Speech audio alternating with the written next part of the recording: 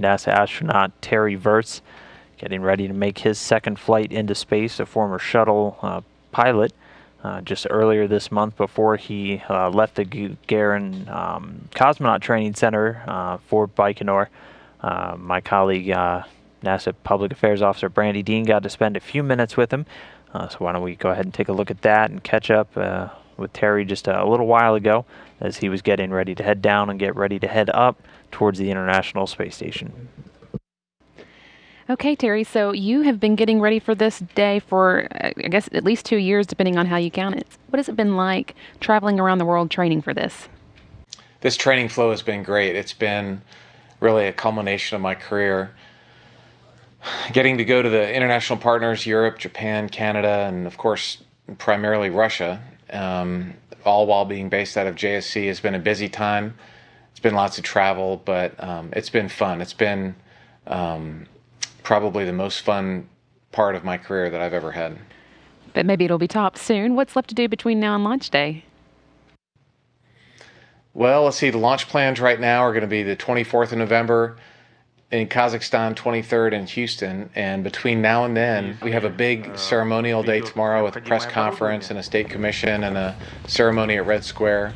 Once you get to Baikonur, there's really two main events there, the Premierkos, or the fit checks, roughly equivalent to the TCDT that we did on the shuttle. And we'll be going inside the vehicle in our spacesuits, just making sure everything fits, making sure we know where all the specific locations of equipment are.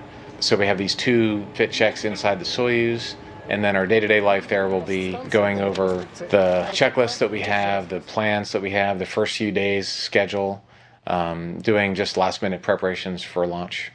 Well, and then can you walk us through launch day? What is that like for you? Launch day is a long day. It's really launch 2 days. It'll start for us on Sunday as a normal day, and then they'll give us the afternoon off to have some rest, because the following night we'll be up all night and then up all day the following day doing the docking. So the actual wake up will be probably 8 to 9 hours before launch. We'll do some medical testing. They'll do some just the last minute preparations there, eat some meals, drive out to the launch pad, which is about a 30 or 45 minute drive away, get suited up in the suit, go out to the spaceship about 3 hours before launch, and then we'll get strapped in, do all of our comm checks, and start getting the spaceship ready for launch. And then after launch, it's a 6-hour trip. It's 4-orbit rendezvous is the plan to the space station. And then once we dock, it'll be another hour, a couple hours before we get the hatches open and we get in the space station. And so it's just a long, long, long day. But I think the adrenaline will be going, and I've never heard anybody complain about that day. It's going to be a lot of fun. Well, once you get on orbit, I know you've got a lot of work planned, and one of the big things, of course, is science experiments. So are there any science experiments that you're really looking forward to? You know, there's so many different science experiments. Between NASA and international partners, there's over 150 different experiments we're going to be doing. The one in particular that we won't have much to do with, but I think is just fascinating, is on the outside of the space station.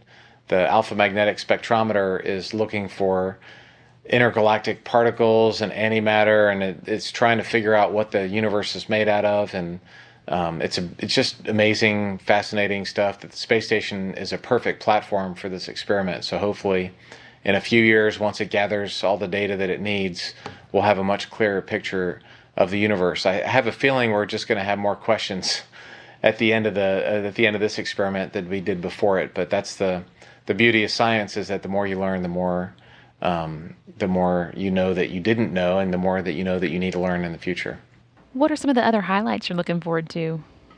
Well, other experiments that we'll be doing, one in particular, Samantha and I will be going in the airlock, and they're going to partially depressurize it, and they're going to look at our respiratory system and how our lungs are working, and hopefully that'll help people on Earth that have breathing problems, and also help the equipment manufacturers to build these detectors to see how people are doing with asthma and other respiratory problems. And there's just a myriad of human physiology experiments that we're doing. As far as Earth observations goes, that's something that we all look forward to. That's kind of every astronaut's favorite part, is looking back at Earth. And my astronaut Mike Fink, a good friend of mine, one time I was with him and some kids were asking him, what's your favorite planet? And he said, well, some people say Mars, some people say Jupiter, Saturn, some people like the moon. But my favorite planet is Earth. And I think that's a good astronaut perspective, that we get to see the space and the heavens and the stars and planets, which is a pretty unique perspective to be able to see those from space. But looking back to Earth, you're always drawn back to Earth. It's like this gigantic magnet in the universe that people are drawn to. It's our planet, it's our home. And so I'm really looking forward to looking at Earth from space. I bet. Your predecessors have kind of gotten a reputation for sharing some of the photos of Earth that they've taken. Are you going to be doing that as well? I will. Reed Weissman's a good friend of mine, actually another fellow Baltimore native from Maryland. So we have back-to-back Maryland, Baltimore astronauts. And a lot of guys in the past have been just amazing with Twitter. And so I have some pretty big shoes to fill. But I definitely want to share. It's an adventure. It's something so unique that so few people get to do, live off of Earth and then come back. And so it's something I really want to share via Twitter and Instagram and NASA interviews like this. Other TV and radio, whenever I have a chance to share just as much of the adventure as I can, I'm going to do that. At what point can you say that you would consider this mission successful, or you will feel you've accomplished it? Well, I'll be the commander on Expedition 43. And so the things that will make me satisfied that we've had a successful mission are, first and foremost, to have a safe mission, to get all my crew members back to Earth safely. That's the top goal. Secondly, I want to keep the space station in good working order, and I want to leave it a better place than when we got there. And then thirdly, the reason we have the space station is to do science. And so if we can accomplish and fulfill the science program that we have from NASA as well as our international partners, that's really the mission and the whole purpose of the space station to begin with. Well, thank you so much for joining us. We really appreciate it, and I hope you have a great launch. We look forward to seeing a lot of your mission while you're on board the space station. Thanks. We're looking forward to it.